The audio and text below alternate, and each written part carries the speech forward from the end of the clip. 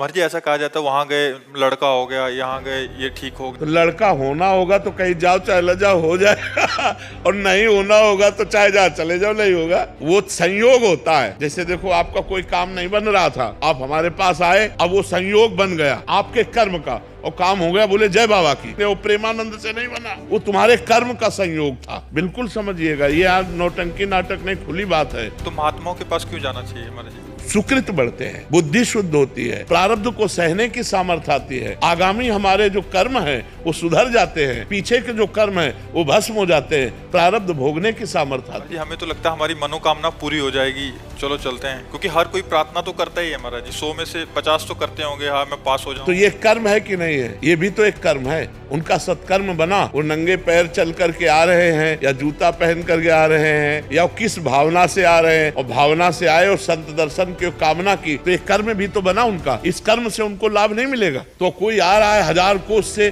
कोई 500 कोस से सवारी में धक्का खाते हुए ऐसे, और रोड में किनारे खड़ा है रात्रि भर, तो ये उसका तपस्या नहीं बनी, ये उसका परम पवित्र कर्म नहीं बना। अब ये कर्म कामना पूर्ण कर दे तो प्रेमानंद उसमें कहाँ है? ये उसका कर्म है, ये उसकी मेहनत है, ये उसकी भावना है, ये उसकी श्रद्धा है, ना कि हम है। अब उसको लगेगा कि हम प्रेमानंद के दर्शन के हमारा काम बन गया। नहीं, तुम्हारी मेहनत, तुम जो सैकड़ों किलोमीटर चल करके आए और खड़े रहे घंटों और फिर इसके बाद दर्शन हुआ, तुम्हें आनंद लगा, ये तुम्हारा कर्म तुमको सुख दे रहा है। नहीं तो देखो अगर हमारा कर्म बिगड़ जाए तो हम कह रहे हैं फिर हमको कोई सुख नहीं दे सकता।